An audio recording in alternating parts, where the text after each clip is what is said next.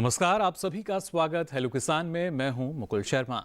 Hello किसान में रोज आपके लिए नई नई जानकारी हम लेकर आते हैं। तो चलिए सबसे पहले हमारे आज के जो विषय रहेंगे उसके बारे में आपको हम जानकारी दे देते हैं।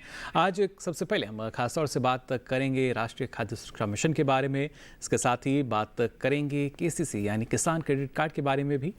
आज के विषय आप देख सकते हैं राष्ट्रीय खाद्य सुरक्षा मिशन, इसके बारे में आपको जानकारी देंगे। साथ ही बात करेंगे प्रधानमंत्री फसल बीमा योजना की और बात करेंगे किसान क्रेडिट कार्ड की। जी हाँ, ये आज के हमारे विषय जिस पर आपको हम जानकारी देंगे। और ख़ासतौर से अगर बात की जाए जो विषय हैं इनसे संबंधित अगर आप कुछ भी जानकारी लेना चाहते हैं या सवाल पूछना चाहते हैं तो हमारे टोल फ्री नंबर आप नोट कर लीजिए। इनके ज़रिए आप हमसे संपर्क कर सकते हैं। हमारे टोल फ्री नंबर हैं 1800-11-3060, साथ ही 1800-11-3061। इन नंबर्स पर आप हमें कॉल कर सकते हैं और आपके सवालों के जवाब देने के लिए बेहद ही खास मेहमान आज हमारे साथ स्टूडियो में मौजूद हैं। उनका आपसे हम परिचय करा देते हैं। हमारे साथ स्टूडियो में मौजूद हैं डॉक्टर एस तोमर जी, जो कि अपर आयुक्त हैं कृषि एवं किसान कल्याण मंत्रालय, नई दिल्ली, भारत सरकार में। साथ ही मौजूद हैं श्री PC सुधाकर जी, जो कि उप प्रबंधक हैं AIC ऑफ इंडिया, नई दिल्ली से। और साथ ही मौजूद हैं श्री भास्कर पंत जी, आप महाप्रबंधक हैं नाबार्ड में। आप तीनों का बहुत बहुत स्वागत हमारे इस कार्यक्रम में।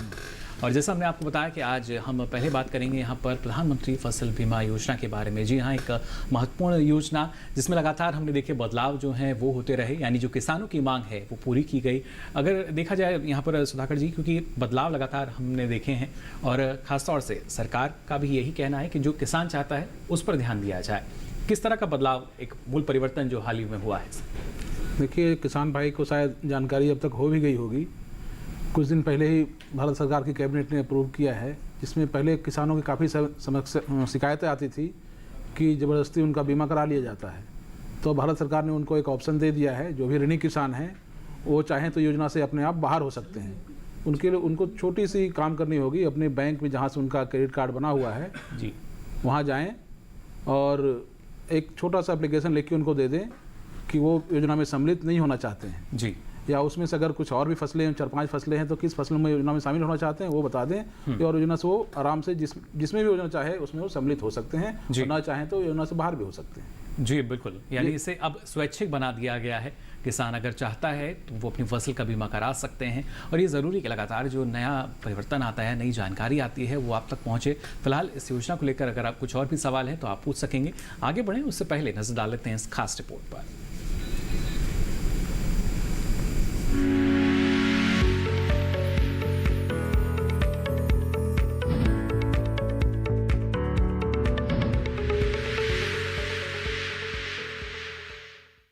खेतों में लगी फसलों पर प्राकृतिक आपदाओं से खराब होने का डर बना रहता है। असमय हुई बारिश, ओलावृष्टि, आंधी और बाढ़ जैसी स्थिति से फसलों के नुकसान का डर बना रहता है। ऐसी आपदा से किसानों के दर्द को कम करने और आर्थिक तौर पर संबल देने के लिए सरकार ने प्रधानमंत्री फसल बीमा योजना का उपहार दिया। हालांकि पहले 50% नुकसान पर बीमा दिया जाता था, लेकिन अब 33% नुकसान होने पर बीमा की रकम किसानों को मिल जाती है। हाल ही में इस योजना को स्वैच्छिक बना दिया गया है। इस योजना के तहत उत्तर पूर्वी राज्यों के लिए प्रीमियम की हिस्सेदारी को बदलकर 90%, केंद्र और 10% राज्य को किया गया है, जो कि पहले 50-50% था। किसान बीमित राशि का खरीफ में 2%, रबी में 1.5% और बागवानी व वाणिज्यिक फसलों के लिए 50% देय है।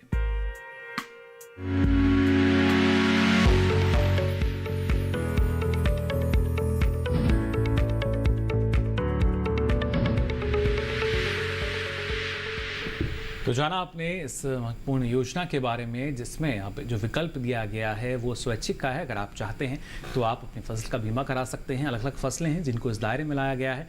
और जाहिर तौर पर पहले जो किसानों की शिकायतें होती थी कि दूर दराज के इलाके में अगर किस तरह का नुकसान होता था वहाँ पर भरपाई होती थी। अगर एक किसान को नुकसान पहुँचा है तो वहाँ पर भरपाई नहीं हो पाती थी। लेकिन यहाँ अब हर संभव प्रयास किया जा रहा है कि अगर एक भी किसान को नुकसान होता है तो उस नुकसान की भरपाई की जाए। और इसके साथ ही अगर बात करते हैं हम किसान क्रेडिट कार्ड की, जी हाँ, जो कि किसानों के लिए वरदान साबित हो रहे हैं। जब ऋण की बात की जाती है या हम कहें कि किसानों को अपनी आवश्यकताएं पूरी करनी है तो उसके लिए काफ़ी महत्वपूर्ण हो जाता है ये। इस बारे में भास्कर जी आपसे हम जानकारी लेना चाहेंगे। अगर आवश्यकताएं लगातार एक किसान की रहती हैं और उसकी पूर्ति के लिए हम मान सकते हैं कि जो केसीसी है, किसान क्रेडिट कार्ड है, वो काफ़ी लाभकारी।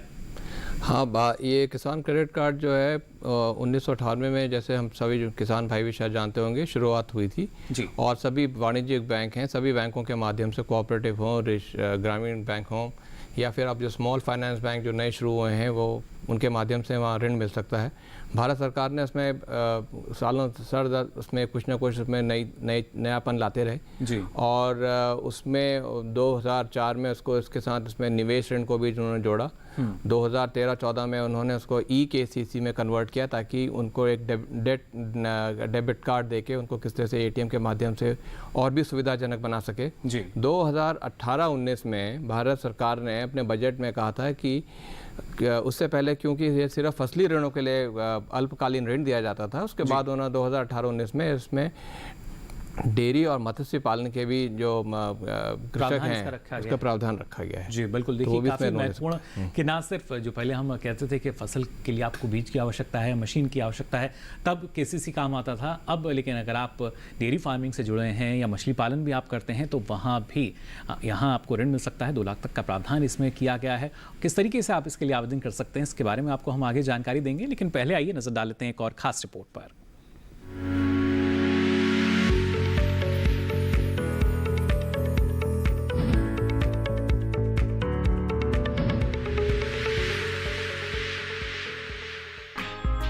भारत की अर्थव्यवस्था में कृषि का बड़ा योगदान है, इसलिए सरकार की ओर से हर संभव प्रयास किए जाते हैं कि किसानों को कृषि के हर क्षेत्र में सहायता उपलब्ध कराई जा सके।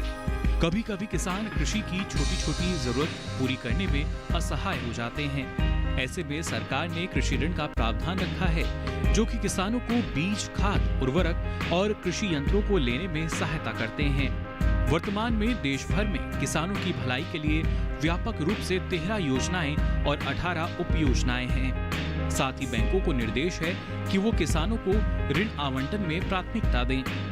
इस सुविधा को सरल बनाने के लिए किसानों को क्रेडिट कार्ड यानी केसीसी उपलब्ध कराए जाते हैं। 4% की मामूली ब्याज दर पर किसानों को 3 लाख रुपए तक का ऋण दिया जा सकता है। आवेदन करने के 15 दिन में ही किसान को ऋण की राशि मिल जाती है। साथ ही 3 लाख की सीमा तक केसीसी पर कोई भी प्रोसेसिंग शुल्क नहीं है। इसके अलावा पशुपालन और मत्स्य पालक किसानों को 2 लाख तक की ऋण सीमा की भी सुविधा है।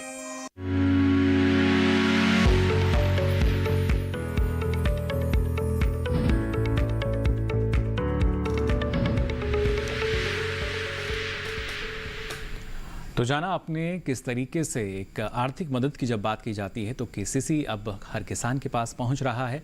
और जैसा कि यहाँ पर हमें पंत साहब बता रहे थे कि पहले ATM की तरह इसका प्रयोग नहीं किया जाता था, लेकिन अब जो किसान हैं वो भी हाईटेक हो रहे हैं और आधुनिकता के ज़माने में वो भी यही चाहते हैं कि जो बाज़ार में नई तकनीक आती है उसको वो जान सकें और उसका इस्तेमाल भी कर सकें। साथ ही आज कार्यक्रम में हम बात कर रहे हैं राष्ट्रीय खाद्य सुरक्षा मिशन को लेकर भी, जो कि अपने आप में काफ़ी महत्वपूर्ण है। और यहाँ डॉक्टर तोमर, अगर खाद्य सुरक्षा मिशन की जगह हम कहें कि पोषण सुरक्षा भी अब इसमें क्योंकि जुड़ चली है, किस तरीके से एक लगातार सरकार का संकल्प यही रहा है कि ना सिर्फ किसान को फ़ायदा पहुँचे बल्कि जो खाद्य सुरक्षा का भी हमारा एक लक्ष्य है वो पूरी तरीके से सुनिश्चित रहे। सर्वप्रथम मैं सभी किसान भाइयों को नमस्कार कहूँगा। ये आपने जो पोषण की बात की है ये बहुत ही अच्छा आपने सवाल किया है, क्योंकि हम खाद्यान्न में तो हम काफ़ी पहले से बहुत अच्छे से सेल्फ सफिशिएंट हो चुके हैं जी। और आज हमारे पास 291 मिलियन टन से अधिक खाद्यान्न उत्पादन है जी, जिसमें से 117 मिलियन टन के करीब जो है राइस है और 106 मिलियन टन से अधिक हम जो है गेहूं का पैदावार की है। 23 मिलियन टन दलहन का उत्पादन हुआ है जी। बिल्कुल। अब हम इसमें चाहते हैं कि हम पोषण सुरक्षा का भी इसमें ख्याल रखें, इसलिए हम विभिन्न पोषक अनाजों जो हमारे मिलेट्स है, छोटी फसलें हैं, जो ट्रेडिशनल क्रॉप्स है, उन पर हम ज़्यादा फोकस कर रहे हैं इस समय और दलहन की फसलों पर भी अधिक फोकस कर रहे हैं जी। इसलिए इस बार जो है जो हमारे पोषक अनाज है जैसे ज्वार, बाजरा, रागी और दूसरे छोटे जो मिलेट्स है जी, उनका भी 15 मिलियन टन से अधिक उत्पादन इस बार हमारा हुआ है जी बिल्कुल। और साथ में जो दलहन की फसलें हैं वे 23 मिलियन टन हम रिकॉर्ड उत्पादन हमने इस बार किया है। जी बिल्कुल, एक लगातार हम मान सकते हैं डॉक्टर तोमर के हर साल एक रिकॉर्ड उत्पादन पर हमारे जो किसान हैं हमें पहुंचा रहे हैं, और पहले आत्मनिर्भरता नहीं थी, लेकिन अब लगता है कि अगर हम हैं तो पूरी तरीके से निर्यात की स्थिति जो है वो भी काफ़ी बेहतर है। नहीं, अब निर्यात की तो हम कर सकते हैं, लेकिन स्पेशली धान और गेहूं में जी बिल्कुल हम काफी मात्रा में निर्यात कर सकते हैं जी। अभी जो पोषक अनाज है और जो दालें हैं उसमें अभी हम निर्यात की स्थिति में नहीं है और उसमें हम सेल्फ सफिशिएंट है एक तरह से। लेकिन उसमें भी हम उम्मीद कर सकते हैं कि जिस तरीके से लगातार आने वाले वर्षों में बढ़ रहा है, विचार हो सकता है। जी बिल्कुल, देखिए लगातार जो उत्पादन में इजाफा हो रहा है और यही किसानों की मेहनत है।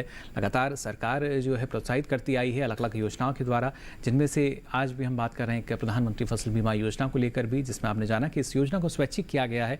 लेकिन यहाँ जानना चाहेंगे सुधाकर जी आपसे, और किस तरह की बारीकियाँ इसमें, क्योंकि अब किसान अगर कोई बीमा कराना चाहता है तो क्या कुछ और उसमें बदलाव किया गया है? स्वैच्छिक तो किया गया है, लेकिन एक नया किसान अगर जुड़ना चाहे तो? देखिए, इसमें किसान पहले योजना में दो तरह की बात है, दो तरह के किसान लिया गया था, एक ऋणी किसान, एक दूसरा अऋणी किसान। जी, आज भी योजना में ऋणी और अऋणी है, लेकिन पहले योजना में ऋणी किसान के लिए कंपलसरी बीमा था, लेकिन आज ऋणी किसान चाहे तो योजना से बाहर हो सकता है। जो किसान बीमा योजना में सम्मिलित नहीं होना चाहता, ऐसे उसको होना चाहिए, क्योंकि आज आपको पता ही है प्राकृतिक आपदाएं कभी भी, और आजकल उसकी फ्रिक्वेंसी भी बढ़ गई है, लेकिन वो चाहे बीमा योजना में न जुड़ना चाहे तो आराम से वो बाहर हो सकता है। उसके लिए जहाँ से भी उसने ऋण लिया वहाँ जाके एप्लीकेशन लिख दे, योजना में शामिल नहीं होना है तो उसका बीमा नहीं होगा। और जो दूसरे किसान हैं जो किसी माध्यम से ऋण नहीं लेते हैं, जो KCC होल्डर नहीं है जी, तो वो स्वेच्छा से या तो बैंक ब्रांच में जहाँ पर उनका खाता हो, सेविंग बैंक अकाउंट हो जी, या डायरेक्ट जो बीमा का पोर्टल है भारत सरकार का उसके माध्यम से, या किसी भी इंटरमीडिएरी के माध्यम से, बीमा के एजेंट हैं, ब्रोकर हैं, और कई सारे चैनल हैं, CSC हैं जो कि उनके घर के द्वार पर मौजूद है, उसके माध्यम से योजना में सम्मिलित हो सकते हैं। यानी कई विकल्प हैं, अगर आप जुड़ना चाहते हैं तो आपको जानकारी यहाँ पर पूरी मिलेगी। फिलहाल हमारे साथ एक दर्शक जुड़ चुके हैं मध्य प्रदेश से। रघुनाथ जी, बहुत बहुत स्वागत आपका हेलो किसान में। क्या जानना चाह रहे हैं? हेलो रघुनाथ जी, आवाज मिल पा रही है आपको हमारी? कोशिश हम कर रहे हैं यहाँ जो दर्शक हमारे साथ जुड़े हैं उनसे बातचीत करने की, लेकिन फिलहाल हाँ जी सवाल पूछ सकते हैं आप अपना। जी सर, क्रेडिट कार्ड बनवाना था तो बोल रहे थे 1 एकड़ पे सर बनता ही नहीं है। आपको किसान क्रेडिट कार्ड बनवाना है कि आपको क्या कहा गया कि नहीं बन पाएगा? जी। कौन से क्या क्या दस्तावेज आप लेके पहुंचे थे वहां पर? वही जी, खाता नंबर जी, आधार कार्ड। चलिए बिल्कुल। खाद बीज के लिए सर, खाद बीज नहीं मिलता ना टाइम पे सर, इसलिए हमने सोचा कुछ करवा लें इसके। बिल्कुल, ये बेहद ज़रूरी कि जो आपकी आवश्यकता है, जो कृषि की आवश्यकता है वो पूरी हो, इसके लिए किसान क्रेडिट कार्ड जो है सुविधा मुहैया कराता है। लेकिन पंत साहब, अगर ये नहीं बन पा रहा है तो क्या इसकी वजह हो सकती है? इन्होंने बताया कि आधार कार्ड लेके भी पहुँचे, भाई खाता नंबर भी लेके पहुँचे, क्या क्या इसमें? और देखिए, इसमें सबसे पहले तो उनके पास ज़मीन उनके नाम से है कि नहीं, क्योंकि जब तक उनके नाम से नहीं होगी वो किस तरह का लोन उस पर दे पाएंगे। पहले ये जानकारी लेनी जरूरी है बैंकों को जी। दूसरी ये कि वो कौन सी खेती क्या पैदावार करना चाहेंगे, इसकी भी जानकारी होनी चाहिए। और जब तक ये जरूरी नहीं हो पाएगा तब तक वो किस तरह का उसको लोन देना है, कितना उसको अमाउंट देना है, क्योंकि वो लोन जो होता है किसान क्रेडिट कार्ड का वो स्केल ऑफ फाइनेंस के ऊपर होता है जी। और वो उसी के तभी वो उस पर बता पाएंगे कि उनको इसके लोन के लिए वो लायक हैं कि नहीं जी। और जहाँ तक वो आधार की बात है, अभी देखिए भारत सरकार ने भी एक नई मुहिम चलाई है। उन्होंने प्रधानमंत्री किसान सम्मान निधि के माध्यम से उन्होंने एक पोर्टल भी बनाया कि जिसमें कि उन्होंने हमारे देश में मानना है कि तकरीबन 14.5 के करीब हमारे करोड़ जो हैं वो कृषि हाउस होल्ड हैं, परिवार हैं। और उनमें से जितनों आधार के बेसिस पे जितना उन्होंने पोर्टल में उन्होंने अपने आप को रजिस्टर किया है, तकरीबन 9.8 करोड़ के करीब ने रजिस्टर किया है, जिसमें से 8.5 करोड़ को जो है वो ये इस निधि के माध्यम से पैसा मिल चुका है।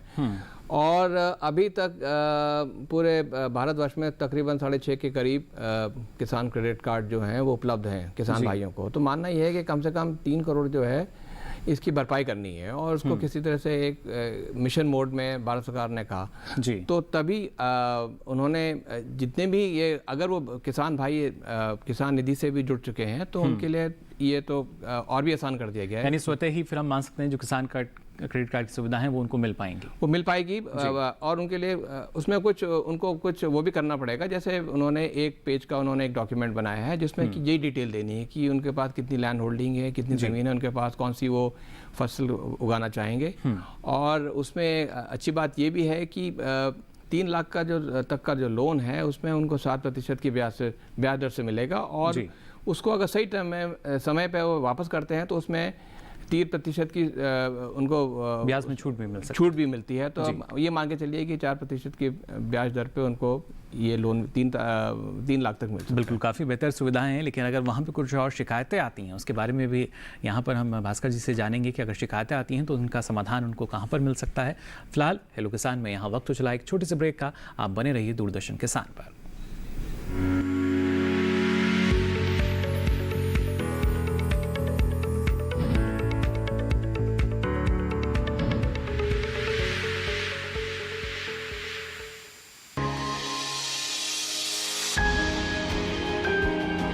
सहेजें कण कण को, सुंदर दे रूप रंग आकार, स्वस्थ जीवन रहे जमी पर, इंद्रधनुष हो साकार। देखिए प्रकृति की ओर, गुरुवार सुबह 9:30 पर।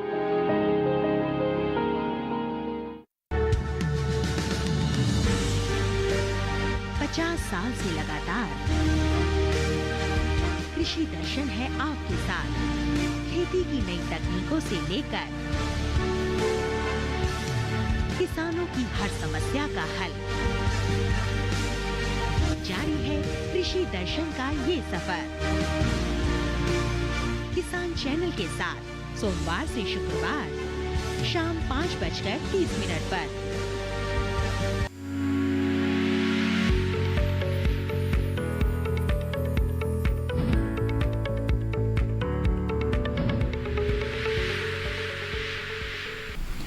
तो ब्रेक के बाद आप सभी का एक बार फिर स्वागत हेलो किसान में। लगातार आपको हम जानकारी दे रहे हैं केसीसी, साथ ही प्रधानमंत्री फसल बीमा योजना और राष्ट्रीय खाद्य सुरक्षा मिशन पर। फिलहाल हमारे साथ एक दर्शक जुड़ चुके हैं फोन लाइन पर। बहुत बहुत स्वागत आपका हेलो किसान में। क्या जानना चाह रहे हैं? मैं जानना चाह रहा हूँ, मैं मछली चाष करता हूँ। तो जी मछली पालन आप करना चाहते हैं? हाँ, लीज लिया है, पुकुर लीज लिया है जी, 5 बरस का जी, 5 साल का जी। तो 2 साल हो गया, 3 साल है अभी जी। तो मेरा मैंने घाटा जा रहा है जी। मैं ठीक से पालन कर नहीं पा रहा हूँ और मैंने कुछ पैसा का जरूरत, इसलिए मैं लोन लेना चाहता हूँ। चलिए, बिल्कुल। ये जिस तरीके से बदलाव इसमें हुआ है भास्कर जी कि जो हमारे जो दूसरे किसान हैं जो मछली पालन क्षेत्र से जुड़े हैं, डेयरी फार्मिंग से जुड़े हैं, वो भी इसके ज़रिए फ़ायदा ले सकते हैं। जैसा उन्होंने कहा कि अभी आर्थिक स्थिति उतनी अच्छी नहीं है और चाहते हैं कि ऋण की अगर सुविधा इनको मिल पाए। देखिए, आर्थिक स्थिति अगर सही नहीं है और ये काम करना चाहते हैं तो उनको तो और भी ज़रूरी है कि उनको जो भारत सरकार से जो छूट मिल रही है कम से कम बैंकों के माध्यम से उनको ऋण लें और अपनी जो मछली पालन है उसको और आगे बढ़ाएं। जी। तो 2018-19 में इसको शुरू किया गया था और उसमें जैसा कि मैं पहले भी कह चुका हूं कि केसीसी में जो छूट वाली जो ब्याज है 7% तक, वो सिर्फ 3 लाख तक है। और उसमें भी उन्होंने एक ये प्रावधान रखा है कि जब से हमने डेयरी और मछली पालन का उद्योग को, खेती को भी जोड़ा है, 2 लाख तक इसका उसमें लोन ले सकते हैं। लेकिन ये जो लोन है ये तो वो मछली के बीज के लिए या फिर उसमें जो उर्वरक डालना हो और मतलब क्या एक तरह से कैश क्रेडिट है, रोज़मर्रा की जो उनको ज़रूरत है और मछली पालन के लिए वो इसमें इससे ले सकेंगे। और क्योंकि नया है और ख़ासकर वेस्ट बंगाल है, ईस्टर्न यूपी है, ईस्टर्न एरिया जितना है जहाँ पे कि पंजाब भी है जहाँ पे कि मछली पालन बहुत जोर शोर से होता है। जी बिल्कुल, बड़े पैमाने पर। हाँ, अभी तो इसको काफ़ी प्रचार प्रसार भी किया है, बैंकों के पास भी इसके बारे में जानकारी है, उनके पास फॉर्म भी है। तो उनके पास जो भी जिस तरह का भी वाणिज्यिक बैंक हो या फिर जिस तरह की ब्रांच हो उसमें जाके वो उसका आवेदन कर सकते हैं और उनको यहाँ से लोन मिल सकता है। चलिए, जो निकटतम देखिए बैंक शाखा है आपकी, आप वहाँ पर जाकर इसकी और जानकारी ले सकते हैं और इसके लिए आवेदन भी कर सकते हैं। फिलहाल हमारे साथ एक और दर्शक जुड़ चुके हैं उत्तर प्रदेश से। उपेंद्र जी, बहुत बहुत स्वागत आपका हेलो किसान में। क्या जानना चाह रहे हैं? हेलो। हाँ हेलो जी, सवाल पूछ सकते हैं आप अपना। उपेंद्र पाल जी। सर मैं उपेंद्र कुमार सिंह बोल रहा हूँ। आप मेरे मलियाबाद के ऑर्चर्ड में आ भी चुके हैं। मेरा सवाल ये है कि मिनिमम जमीन कितनी चाहिए किसान को क्रेडिट कार्ड बनवाने के लिए? चलिए बिल्कुल भास्कर जी, क्योंकि ये ज्यादा से ज्यादा जमीनें लगवा लेते हैं जी, और उस पे फिर उसको मालिक नहीं दे पाता। हम चाहते हैं मिनिमम जमीन कितनी चाहिए, यानी कम से कम जो जमीन की वहाँ पे हमें दिखानी वो कितनी आवश्यकता रहती है? भास्कर जी देखिए, वो तो उनको कितना वो रेट लेना चाहते हैं उसके हिसाब से, क्योंकि अब ज़मीन ऐसा कहीं नहीं लिखा कि आप अब उसमें मतलब इसका क्या कितना इसका क्षेत्रफल होना चाहिए, कितने मिनिमम एरिया होना चाहिए, क्योंकि वो डिपेंड करेगा कितना आप किस तरह का लोन लेना चाहते हैं जी, और कितने अमाउंट का लेना चाहते हैं और उसमें कौन सी उपज करना चाहते हैं जी, उसके हिसाब से आपको अपने ज़मीन का ब्यौरा देना पड़ेगा। चलिए बिल्कुल, देखिए जो आपकी जिस तरह की ज़रूरतें हैं उसके हिसाब से कोशिश की जाती है कि जितना जल्दी हो सके आपको जो ऋण की सुविधा है वो मिल पाए, लेकिन कभी कभी समस्याएं बनी रहती हैं, उनका निवारण होना भी बेहद ज़रूरी।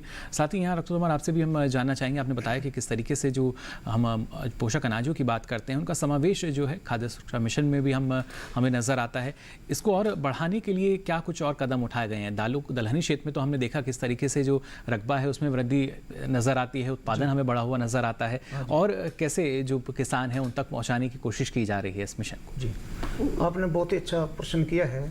जो हमारे पोषक अनाज है जी, वो हमने इसमें 18-19 से इस पर विशेष ध्यान दिया है, और इसमें जो हमारे सभी प्रकार के जितने भी कंपोनेंट इंटरवेंशंस थी इस पोषक अनाजों में भी हमने वो लागू की है। जस्टर प्रदर्शन जी, जहाँ जहाँ जितना एरिया हमारा ज़्यादा एरिया है ज्वार बाजरा और रागी के अंदर, और जितने कोदो काकुन कुटकी का एरिया है जी, इसमें हमने एक जो है इसमें विभिन्न तरीके से जो है हमने जिलों का वो सिलेक्शन किया है, आइडेंटिफाई किए हैं कि जिस जिलों में 10,000 हेक्टेयर एरिया बाजरे के अंदर या ज्वार के अंदर है वो हमने इस मिशन के अंतर्गत लिए हैं। साथ में 5,000 हेक्टेयर एरिया वाले जिले रागी के अंदर लिए हैं, और 2,000 हेक्टेयर एरिया वाले एरिया जो क्षेत्रफल है वो स्मॉल मिलेट्स के उन जिलों का हमने चुनाव किया है। और इसमें हमने स्पेशल प्रोग्राम चलाए हैं। क्लस्टर प्रदर्शन है, एकीकृत पोषक तत्व प्रबंधन है, एकीकृत कीटनाशी जीव प्रबंधन है,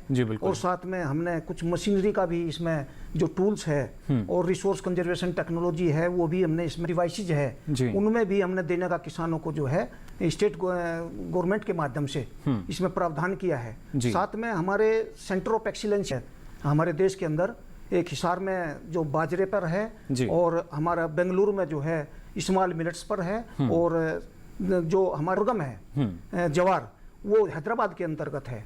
वहाँ इसका वैल्यू एडिशन और मार्केटिंग पर भी ट्रेनिंग और दी जाती है, और उस पर इनके बारे में काफ़ी विषय में इनको बताया जाता है। पहलू हम मान सकते हैं प्रसंस्करण का आपने जो यहाँ जिक्र किया है, क्या इनके प्रसंस्करण करके किसान को और ज़्यादा लाभ मिल सकता है? हाँ बिल्कुल, क्योंकि जब रॉ मटेरियल को आप वैल्यू एडिशन और प्राइमरी प्रोसेसिंग करके जब उसको मार्केट में लाया जाता है तो उसका रेट जो है ऑटोमेटिकली 1.5 गुना हो जाता है या डबल हो जाता है जी, और वो जो है एक्सपोर्ट के पर्पज के लिए भी तैयार हो जाता है। तो इसके प्रोडक्ट जो है क्योंकि इसमें ये स्पेशल है, ग्लूटेन फ्री है जी, और इसके अंदर आप देखेंगे कि रागी के अंदर कैल्शियम बहुत ज़्यादा मात्रा में है। आपके राइस में तो बहुत ही कम है, 10 ये जो है इसका प्रतिशत की अगर बात की जाए, और उसमें 444 मिलीग्राम है जी बिल्कुल। और ये स्पेशल है, इसमें जो आपका जो दूसरे मिनरल्स है जितने भी उसमें भारी मात्रा में जो है ज़्यादा है। यानी हम मान सकते हैं इनकी देखिए जो पौष्टिकता है और गुणवत्ता देखकर ही सरकार की भी कोशिश यही है, जब खाद्य सुरक्षा मिशन हमारा चल रहा है तो उसमें इस पौष्टिकता को बढ़ाया जाए, यानी इसका समावेश भी इसमें किया जाए, जिससे ना सिर्फ जब हम पोषण सुरक्षा की बात करते हैं वो भी हर एक जो आमजन है वहाँ तक पहुँच सके। साथ ही यहाँ सुधाकर जी आपसे हम जानना चाहेंगे, जैसा आपने बताया कि ना सिर्फ स्वैच्छिक किया गया है, लेकिन जब फसलों के चयन की बारी आती है, क्योंकि कई किसान ऐसे जिनकी समस्या रहती है कि कुछ फसलें ऐसी हैं जो जिनका हम चाहते नहीं कि जो बीमा है वो बीमा के दायरे में आए, जबकि कुछ ऐसे भी हैं जो चाहते हैं कि वो बीमा के दायरे में ना आए। इस बारे में आपसे जानकारी लूंगा, लेकिन फिलहाल एक दर्शक हमारे साथ जुड़ चुके हैं, हरियाणा से हमारे साथ ये जुड़े हैं। सुरेंद्र जी, बहुत बहुत स्वागत आपका हेलो किसान में, क्या जानना चाह रहे हैं? सर जी मैंने ओबीसी बैंक से केसीसी बनवाया था जी, और मैंने वो सर जी मैंने केसीसी बनवाया था जी सुरेंद्र जी ओबीसी बैंक से, और मैंने वो लोन कंप्लीट कर दिया, लेकिन वो मैंने बीच में नहीं भरा था जी, वो सारा इकट्ठा कर दिया जी। जी। और अब उन्होंने मेरे को डिफॉल्टर कर दिया। कितने समय बाद आपने उसको पूरा भरा है वहां पर? मैंने 4 साल के बाद भरा जी। जो अदायगी है? हाँ जी। जी। और कंप्लीट कर दिया जी मैंने वो। जी। कितने समय के लिए आपने लिया था इसको? ये तो केसीसी बनवाया था जो मैंने, किसान क्रेडिट कार्ड। जी बिल्कुल। यहाँ भास्कर जी जैसे ये बता रहे हैं समस्या आपने कि समय इनको थोड़ा सा लगा, लेकिन अदायगी इन्होंने एक साथ उसकी कर दी, लेकिन फिर भी डिफ़ॉल्टर जो लिस्ट बनी उसमें इनको अपना नाम नज़र आया होगा। क्या किस तरह का मापदंड रखा जाता है जो, और ये जानकारी किसान तक भी पहुँचे कम से कम? देखिए, किसान क्रेडिट कार्ड जो है जिसको मतलब काफ़ी टाइम से जो चल रहा है, अभी तो 1998 से क्रियान्वित है जी। इसकी अदायगी जो है वो 1 साल की होती है ना। 1 साल अगर आपने जो लोन लिया है वो 1 साल के अंदर आप उसको वापस करते हैं, तभी आपको उसमें छूट भी मिलती है जी। तो और चूंकि ये एक तरह से रिवॉल्विंग क्रेडिट है ना, क्योंकि किसान को जब भी वो खेती करेगा, नई खेती भी लगाएगा, उसको पैसे की ज़रूरत होगी। जी बिल्कुल। और पैसा कहाँ से आएगा? वो बैंकों से मिलेगा लोन के माध्यम से। और देखिए, बैंकों के पास भी अपने कोई नोट छापने की मशीन तो होती नहीं है। जी बिल्कुल। जब तक आप जो बैंक लोन देगा, जब तक वापस नहीं आएगा, वो आगे कैसे बांट सकेगा? तो अगर उन्होंने 1 साल उनको केसीसी लिमिट उनको दी और उन्होंने ठीक टाइम पे नहीं दिया तो वो डिफॉल्टर तो हो ही गए। जी बिल्कुल। इस वजह से हमने उनसे पूछा कि क्योंकि किसान को समय की जानकारी होना बेहद ज़रूरी है कि कितने समय के लिए आपको ये लोन मिला है, और वो शायद उतना बता नहीं पाए कि 1 साल की जो समय अवधि है वो बताई जाती है। लेकिन इसमें क्या हम मान सकते हैं जो समय से अदायगी कर देते हैं उनके लिए जो ऋण की सीमा है वो बढ़ सकती है? देखिए, ऋण की सीमा बढ़ जाएगी। ऋण की सीमा जो है वो जितनी उनकी ज़मीन है, जितनी पैदावार है, उसके हिसाब से उनको मिल जाएगी। लेकिन अगर वो जैसे इंटरेस्ट सबवेंटेड जिसे कहते हैं लोन, जो कि मतलब जिसमें भारत सरकार छूट देती है जो 7% है, और फिर उसको ठीक टाइम पे देते हैं तो उसमें 3% का और मिलता है, 4% में लोन मिलता है। इनफैक्ट कई राज्य सरकार तो इसके बावजूद भी कोऑपरेटिव और रूरल जो RRBs हैं, ग्रामीण में क्षेत्रीय ग्रामीण बैंक हैं, उसमें भी अपनी तरफ से भी छूट देते हैं। तो ये मान के चलिए कई बार तो वो 1-1, 2-2% देते हैं, तो 2% या कई जगह 0 में भी लोन मिलता है। बिल्कुल। तो पर इसकी अदायगी बहुत ज़रूरी है ना, समय से अदायगी, समय 1 साल है, तभी अगर आप समय पे देंगे तभी आपको जो है प्रॉम्प्ट रिपेमेंट जिसे कहते हैं। जी बिल्कुल। तो वो तभी मिल पाएगा। आपकी जब आवश्यकता है तो बैंक आपके साथ खड़े हैं, और उसी वक्त ये ज़रूरी कि आप साल भर में अगर उसकी अदायगी कर देंगे तो ना सिर्फ अभ्यास में छूट भी आपको मिल पाएगी, बल्कि अगर आप और ज़्यादा ऋण लेना चाहते हैं और उतनी ज़मीन आपके पास है और कौन सी फसल आप ले रहे हैं, तमाम कागजात देखकर जो ऋण की सीमा है उसको भी बढ़ाया जा सकता है। यहाँ सुधाकर जी, आपसे हम जानना चाह रहे थे, जो इसके तहत जिन फसलों को लिया जाता है, तो क्या अब कुछ नई ऐसी फसलें भी इसमें शामिल की जाएंगी जो किसान चाहते हैं कि उनका बीमा हो सके, जो पहले इस दायरे में नहीं आती थी? देखिए, पहले तो इसमें सिर्फ जो खाद्यान्न फसलें थी जी, और कुछ कमर्शियल क्रॉप्स, बिल्कुल, जिसका कि क्रॉप कटिंग एक्सपेरिमेंट होता है, जैसा आप जानते होंगे, क्योंकि ये उपज के आंकड़े पर ही आधारित योजना है। जिसकी उपज के आंकड़े इकट्ठा होगी, उसको पिछले साल के उपज के आंकड़ों से कंपेयर करेंगे, तभी पता चलेगा कितना नुकसान हुआ है। जी बिल्कुल। जिसका उपज के आंकड़े उपलब्ध नहीं है उसको योजना में शामिल करना मुश्किल होता है। तो वो कोई भी क्रॉप जिसकी क्रॉप कटिंग एक्सपेरिमेंट होती है, इसके उपज के आंकड़े इकट्ठा किए जाते हैं, उसको योजना में शामिल किया जा सकता है। लेकिन इस क्रॉप कटिंग करने के लिए भी मिनिमम जमीन चाहिए, कुछ क्षेत्रफल चाहिए जहाँ पर वो एक यूनिट में खेती हो रही हो, ताकि साइंटिफिकली जो है स्टैटिस्टिकल मेथड से गणना किया जा सके, एक औसत हम निकाल सकें। औसत निकाल सके, मतलब ऐसा ना हो कि 1 ही 2 खेत में होता हो तो उसका बीमा कैसे कर पाएंगे, क्योंकि वहाँ तो औसत निकालना मुश्किल होगा। जी। तो कम से कम एक ग्राम पंचायत में 50 हेक्टेयर 20 हेक्टेयर हो तो उसको राज्य सरकार अधिसूचित कर सकती है। लेकिन ये सारा का सारा दामोदार राज्य सरकार के ऊपर है, अपने इंफ्रास्ट्रक्चर के हिसाब से वो देख पाती है कि कितना हम क्रॉप कटिंग कर पाएंगे, उसी को वो बीमित नोटिफाई करती है। जी बिल्कुल, ये मान सकते हैं कि क्योंकि कृषि जो है राज्य सरकारों का भी विषय माना जाता है, और केंद्र सरकार की तरफ से तमाम योजनाएं जो हैं वो राज्य सरकारों पर पहुंचती हैं, उसके बाद उनको लाभ जो है यहाँ मिल पाता है। इसमें एक और मैं ऐड करना चाहूँगा कि पहले जो कमर्शियल क्रॉप थी वो सिर्फ एनुअल कैटेगरी की कवर होती थी, एनुअल कमर्शियल क्रॉप्स। जी। लेकिन इस रिवाइज्ड योजना में भारत सरकार ने इसको जो पेरेनियल क्रॉप्स हैं उसका ही प्रावधान कर दिया है। अगर राज्य सरकार उसमें क्रॉप कटिंग कर पाएगी तो पेरेनियल क्रॉप्स जैसे मैंगो हैं, गुआवा हैं, ये सब का बीमा हो सकता है अगर क्रॉप कटिंग डेटा राज्य सरकार, बागवानी की फसलें अगर हम कहें तो इनको भी अब धीरे धीरे शामिल करने की कवायद शुरू हो चली है, और इसका देखिए बड़ा फायदा जो है वो किसानों को मिल सकता है। प्राकृतिक आपदा जिसकी वजह से नुकसान हमें झेलना पड़ता है, और ये नुकसान ना हो और होता है तो उस नुकसान की भरपाई के लिए हमें बीमा कराना ज़रूरी। हालांकि कुछ किसान ऐसे जिनको समस्या रहती थी, लेकिन उन्हीं की मांग को पूरा करते हुए इसको स्वैच्छिक भी अब कर दिया गया है। फिलहाल हेलो किसान में यहाँ वक्त हो चला एक और छोटे से ब्रेक का। आप बने रहिए दूरदर्शन किसान पर।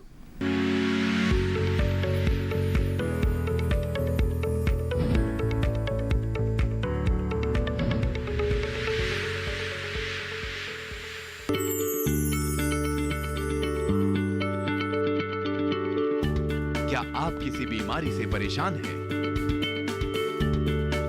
चाहते हैं डॉक्टर की सलाह, तो हम हैं आपके साथ, बताएंगे आपको जीने की राह।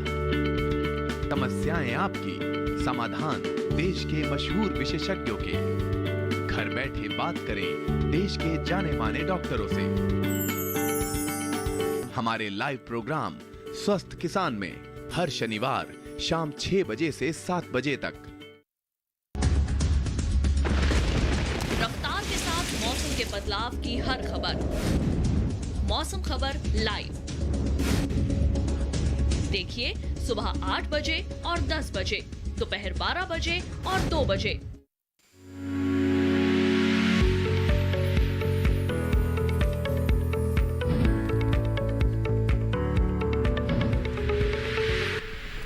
तो ब्रेक के बाद आप सभी का एक बार फिर स्वागत हेलो किसान में। आज लगातार अलग अलग विषयों पर हम आपको जानकारी दे रहे हैं। विषय हमारे आपकी टीवी स्क्रीन पर फ्लैश किए जा रहे हैं, जिससे संबंधित अगर आप अपने सवाल चाहें तो पूछ सकते हैं। यहाँ डॉक्टर तोमर आपके पास मैं आना चाहूँगा। लगातार हम जैसे बात कर रहे हैं कि किस तरीके से खाद्य सुरक्षा मिशन जो है सुनिश्चित किया जाता है, उसके साथ साथ हमारे जो पोषण सुरक्षा है वो भी सुनिश्चित होती है। लेकिन इसमें अगर एक महत्वपूर्ण भूमिका देखी जाए तो कहीं ना कहीं सरकार की जो नीतियाँ रहती हैं और उसमें भी जिस तरीके से न्यूनतम समर्थन मूल्य साल दर साल जो इजाफा इसमें होता आया है, या एक बड़ी वजह हम मान सकते हैं कि जो रकबे में इजाफा होता है? नहीं, इसमें जो पोषक अनाज में रकबा हमारा 50% से भी नीचे हो गया है, कम हो गया है। जो रकबा हमारा 65-66 में 35 और 36 मिलियन हेक्टेयर होता था, आज इसके अंदर कुल 12.5-13 मिलियन हेक्टेयर रह गया है। और इसके बावजूद प्रोडक्शन कभी कम नहीं हुआ। रकबा भले ही कम हुआ लेकिन उपज हमारी अच्छी है। पोषक अनाजों में कंटिन्यू बढ़ रहा है क्योंकि वो प्रोडक्टिविटी बढ़ रही है जी। ये एक बहुत ही अच्छा वो है कि इसकी प्रोडक्टिविटी जो है पोषक अनाजों की बहुत अच्छी है, क्योंकि इसके ज्वार और बाजरे के अंतर्गत हाइब्रिड की जो प्रजातियां हैं वे बहुत विकसित हुई है और उनकी प्रोडक्टिविटी बहुत अच्छी है। साथ में रागी की प्रोडक्टिविटी बहुत अच्छी है और तीनों का एमएसपी भी बहुत अच्छा सरकार ने दिया है। बिल्कुल, ये भी देखिए एक महत्वपूर्ण भूमिका रहती है जो एमएसपी, जब हम कह सकते हैं कि जिसका फ़ायदा किसानों को सीधे तौर पर मिलता है। फिलहाल एक और दर्शक हमारे साथ जुड़ चुके हैं उत्तर प्रदेश से। बहुत बहुत स्वागत आपका हेलो किसान में। क्या जानना चाह रहे हैं? हेलो जी नवाब जी, स्वागत आपका। हमारे अलीगढ़ जिले में 29 फरवरी, 6 मार्च और 13 मार्च को भारी बारिश और ओलावृष्टि हुई है। क्या अब हम अलीगढ़ जिले के किसानों को फसल बीमा के अंतर्गत क्षतिपूर्ति की जाएगी? चलिए, ये अभी हाल फिलहाल में जिस तरीके से बारिश और ओलावृष्टि हुई उससे नुकसान इनकी फसल को हुआ है। हाँ बिल्कुल, देखिए जहाँ तक अतिवृष्टि की बात है और ओलावृष्टि, ये दो चीज़ आप बता रहे हैं।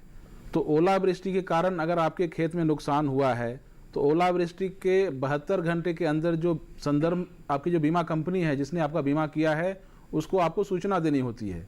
सूचना तो या तो बीमा कंपनी को डायरेक्टली दें, या जिस बैंक के माध्यम से या जिस एजेंट के माध्यम से हुआ उसे दें, या निकटतम जो राज्य सरकार के अधिकारी हैं कृषि विभाग के उसको दें। ये और वो जो अगर बीमा कंपनी के अलावा किसको भी सूचना देते हैं तो वो अगले 48 घंटे के अंदर बीमा कंपनी को बताती है जी। और एक बार बीमा कंपनी के पास वो खबर चली जाती है तो अगले 48 घंटे के अंदर वो एक सर्वेयर नियुक्त करती है और सर्वेयर नियुक्ति के अगले 7 दिन के अंदर जिस किसान का नुकसान हुआ वो और ब्लॉक एग्रीकल्चर ऑफिसर और बीमा कंपनी का जो प्रतिनिधि है वो तीनों मिलकर आपके खेत में आके सर्वे करते हैं, प्रोवाइडेड ओलावृष्टि से आपका नुकसान हुआ हो। अगर ओलावृष्टि नहीं हुई है, सिर्फ बारिश हुई है, तो बारिश के कारण इंडिविजुअल सर्वे का प्रावधान नहीं है।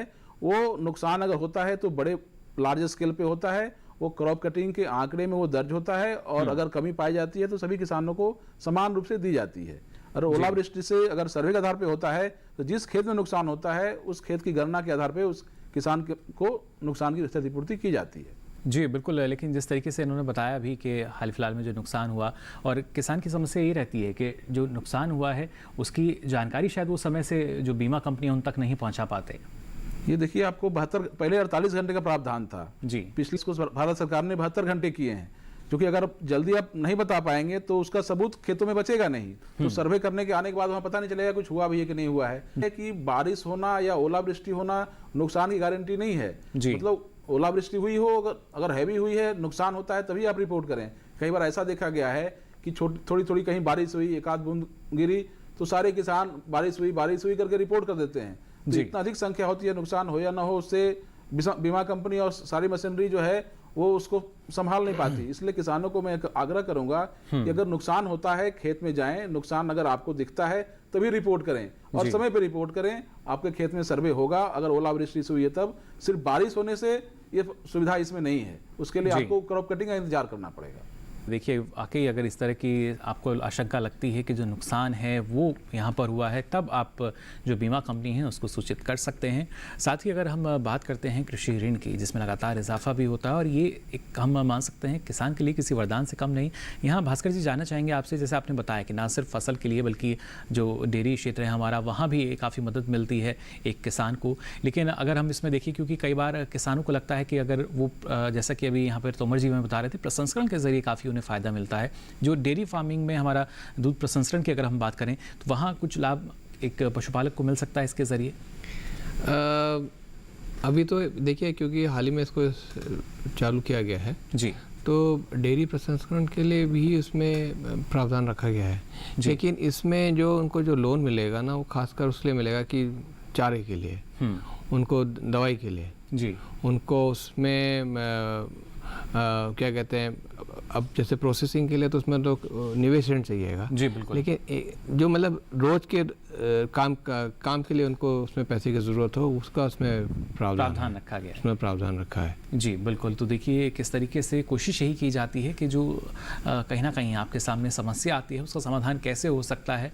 और अगर खासतौर से पशुपालकों की हम बात करते हैं, समस्या जो रहती थी, अब उसके लिए केसीसी में भी एक विकल्प यहाँ पर उनके लिए सुझा दिया गया है। 2 लाख की ऋण सीमा जो है आपके लिए दी गई है, जिसका फ़ायदा आप ले सकते हैं।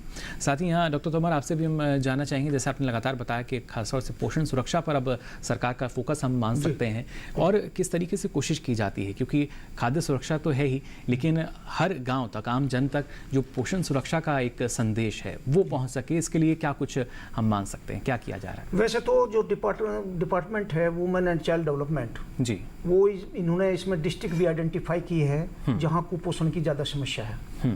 वैसे इसके अलावा हम अपनी जो नेशनल फूड सिक्योरिटी मिशन है, राष्ट्रीय खाद्य सुरक्षा मिशन, उसमें हमने बायोफोर्टिफाइड वैरायटीज जो आईसीआर ने डेवलप की है जी, उनको भी हम प्रमोट कर रहे हैं अपने विभिन्न क्लस्टर प्रदर्शन के माध्यम से, और जो फ्रंटलाइन डिमोन्स्ट्रेशन है, अग्रिम प्रदर्शन है आईसीआर के माध्यम से, उनको हम जो है पूरे क्षेत्र में फैलाने की कोशिश कर रहे हैं, क्योंकि वे एक्स्ट्रा जिंक और एक्स्ट्रा आयरन या विटामिन ए से जो है वे एनरिच है। लेकिन इसमें किसानों का क्या रुझान देखने को मिल रहा है बायोफोर्टिफाइड के लिए? किसानों का रुझान है कि उनको जब अच्छी वैरायटी मिल जाती है और जिसकी हाइल्डिंग होती है, जो हाइल्डर है उसको, तो वे तुरंत जो है कैच कर लेते हैं जी। तो इसमें अभी जो कुछ वैरायटी जो है बहुत अच्छी आई है, डूरम के अंदर भी आई है बायोफोर्टिफाइड वैरायटीज, डूरम व्हीट में, और राइस की बहुत वैरायटी आई है, पर्ल मिलेट बाजरे में बहुत वैरायटी आई है, और आपकी मक्का में भी बहुत सारी वैरायटीज हैं। तो हम चाहते हैं कि ये जो है अधिक से अधिक क्षेत्रफल में डिसेमिनेट हो और वहाँ प्रदर्शन लगे और किसान उसको देखे, तो उसके अनुसार फिर ये जो कुपोषण की समस्या है उस पर काफ़ी जो है हम कंट्रोल कर सकते हैं जी, बिल्कुल। और उसके लिए देखिए अलग अलग नासिक, और इसके अलावा जो दलहन का है, दलहन का क्षेत्र भी हम बढ़ाना चाहते हैं कि किसान भाई इसे जो है सोल क्रॉप के रूप में, एकल फसल के रूप में, या इंटरक्रॉपिंग के रूप में, या गन्ने के अंदर भी इंटरक्रॉपिंग वो ले जी, तो अधिक से अधिक क्रॉप के बीच में, फसलों के बीच में विभिन्न दलहनी फसलों को उगाए, यानी समावेश होगा तो और ज्यादा अच्छा रहेगा, उसका एरिया बढ़ाए जी। क्योंकि हमारा जो ये एनवायरमेंट है, इससे क्या होता है, दलहन की फसल जो है इस एनवायरमेंट से नाइट्रोजन लेती है, 78% नाइट्रोजन इस एनवायरमेंट में है, और उससे हमारी जमीन की उपजाऊ शक्ति भी बढ़ती है जी। साथ ही लागत भी हमारे किसान की इसमें कम आएगी। हाँ, जो और ये प्रोटीन का एक बहुत ही अच्छा स्रोत है। आप कहोगे कि उद्योग इंडस्ट्री में भी इतनी सस्ती प्रोटीन हम पैदा नहीं कर सकते जितनी सस्ती जो है दलहन का पौधा दे सकता है। चलिए, इस बीच हमारे साथ एक दर्शक जुड़ चुके हैं बिहार से। अमरिंदर जी, बहुत बहुत स्वागत आपका हेलो किसान में। क्या जानना चाह रहे हैं?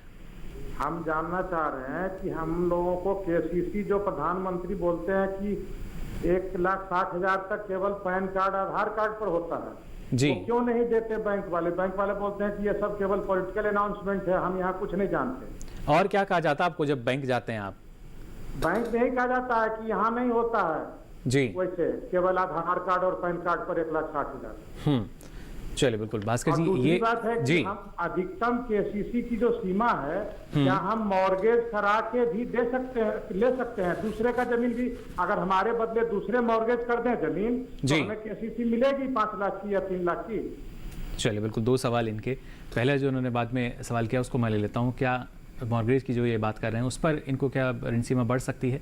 अगर मॉर्गेज शिकायतों पर आएंगे हम इनकी। अगर इनके नाम से है तो जी, अगर इनके पास अपनी ज़मीन है और उन्होंने आगे और उसको और मॉर्गेज करके उन्होंने खुद ली है, ज़मीन और ली है, अपने नाम पे कराई है, मान लीजिए उन्होंने लीज में ली है ना, जैसे ये कहना चाह रहे हैं जी, तो एक्चुअली मॉर्गेज तो इनके पास हुई, मॉर्गेज तो बैंक के पास होगा ना। वो मॉर्गेज किसके अगेंस्ट होगा? लोन के अगेंस्ट होगा जी। लेकिन अगर उन्होंने अपने लीज लेके उन्होंने ज़मीन बढ़ाई है तो उनको लोन तो मिल सकता है, पर ये देखना पड़ेगा उनका पुराना रिकॉर्ड कैसा है। बिल्कुल, उन्होंने लोन जो उन्होंने बैंक से लिया है उसको उन्होंने किस तरह से इस्तेमाल किया है, अदायगी किस तरह से की है उन्होंने जी। और हर एक बैंकर ये चाहेगा कि हमारे पास अच्छे से अच्छा काश्तकार हो और मतलब लोन ही इतना अच्छा हो ताकि उनको बैंक का भी नाम होगा, लेकिन बैंक को भी फायदा होगा। जैसे ये बता रहे थे, बैंक में जाने पे कभी कभी समस्या का सामना करना पड़ता है, सीधे तौर पर मना कर दिया जाता है। ऐसे में क्या कोई शिकायत कहीं एक किसान जो है वो दर्ज करा सकता है अपनी? देखिए वो तो हाँ, ऐसा है कि अब सभी ऑफिसर एक जैसे नहीं होते, सभी बैंकों में सभी के पास जानकारी है कि 1,60,000 तक ये जो बैंकों के जो अपना संघ है उन्होंने भी एक सर्कुलर निकाला है कि 1,60,000 तक कोई उनको गारंटी या कोलेटरल की ज़रूरत नहीं है जी। और उसमें अगर उनको कोई परेशानी आ रही है तो फिर अपने ज़िले में काफ़ी फोरम है, डिस्ट्रिक्ट लेवल है जी, डिस्ट्रिक्ट मैजिस्ट्रेट के ऑफिस में है, सीडीओ होते हैं, चीफ डेवलपमेंट ऑफिसर, उनके ऑफिस में होते हैं, उनके माध्यम से ये बात कह सकते हैं। चलिए बिल्कुल, और ऐसा नहीं कि सुनवाई ना हो, सुनवाई अगर ब्लॉक लेवल में है, ब्लॉक लेवल बैंकर्स कमेटी होती है, फिर उसके ऊपर जिले में होती है, डिस्ट्रिक्ट लेवल जब कमेटी होती है, तो उन दोनों में अगर वो अपनी बात रखेंगे जरूर ऐसे जी बिल्कुल। देखिए सुविधाएं जो हैं वो आप लोगों के लिए ही बनाई गई हैं और अगर आपको लगता है सुविधा का लाभ आप नहीं ले पा रहे हैं, इसके पीछे क्या वजह है, ये ज़रूरी कि जो भी फिर चाहे आप अगर बैंक में जाते हैं तो वहाँ जो अधिकारी हैं, कर्मचारी हैं, वो आपको ज़रूर बताएं कि आखिर क्या वजह है कि आपको जो केसीसी नहीं मिल पा रहा। और अगर आपको लगता है कि शायद वहाँ पर आपकी सुनवाई नहीं हो रही तो अलग भी विकल्प आपके पास है जहाँ पर अगर आप चाहें तो उसकी शिकायत भी दर्ज करा सकते हैं। फिलहाल हेलो किसान में यहाँ वक्त हो चला एक और छोटी सी ब्रेक का। ब्रेक के बाद भी जारी रहेगा जानकारी का सिलसिला। आप बने रहिए दूरदर्शन किसान पर।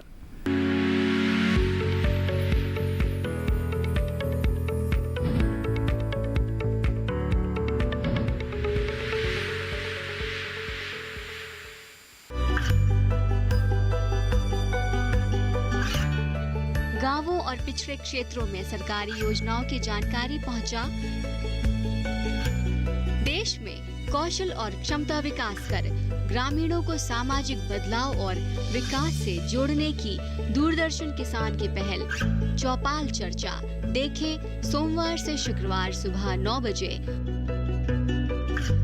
हर गांव पर नजर, हर तकनीक पर पकड़, खबर मौसम की हो या हो हाट बाजार, दिखाएंगे देश की प्रमुख हलचल और खेती किसानी से जुड़ी हर बात। देखिए किसान समाचार रोजाना दोपहर 1:30 पर और शाम 7 बजे।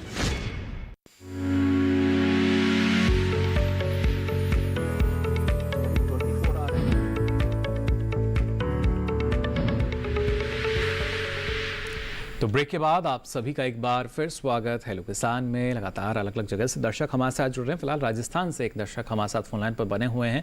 हुकुम सिंह जी, बहुत बहुत स्वागत आपका हेलो किसान में। क्या जानना चाह रहे हैं?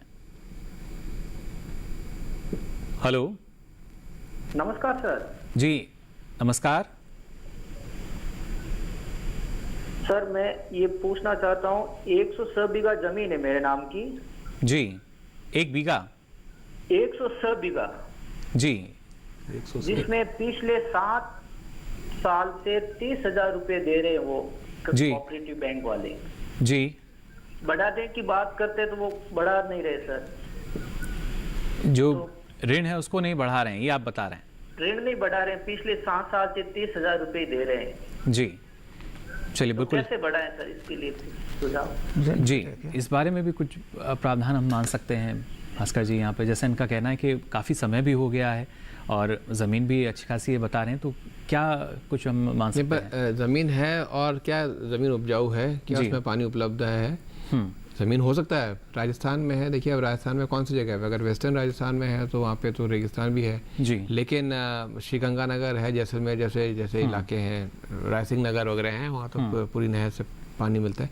खैर कहना यह है कि किसान क्रेडिट कार्ड में जिस तरह की उनकी ज़मीन है और जिस तरह से वो खेती करना चाहते हैं उसके अनुरूप ही उनको लोन मिल सकता है। लेकिन कोई अगर बैंक खाली 30,000 कोऑपरेटिव बैंक खासकर अगर वो 30,000 तक ही उनको सीमित रख रहा है तो उसमें ये काफ़ी गलत है। जी बिल्कुल। तो इसका उनके पास और भी अगर विकल्प हैं तो इसकी जगह जैसे कि मान के चलिए कि और बैंक हैं, जैसे वाणिज्यिक बैंक हैं, आजकल तो स्मॉल फाइनेंस बैंक भी हो गए हैं, या फिर ग्रामीण क्षेत्रीय बैंक हैं, तो क्यों नहीं उनसे जाके वो इसमें बातचीत करें और उनको सीमा को बढ़ा सकते हैं।